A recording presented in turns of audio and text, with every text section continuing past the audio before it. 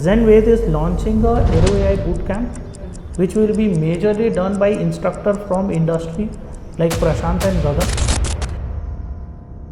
India, what is the maximum range of drone we have?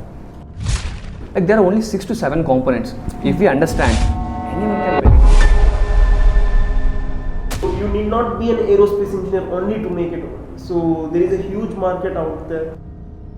Are we giving some AI integration to this drone, which can make our life easier or the automation of this drone easier? Yeah. That what all industries require it? What is the market size? How big is this drone market? We will be having 2 minor projects, okay, and 1 capstone project. Capstone project is like, those are the industry problems what as a company we are solving.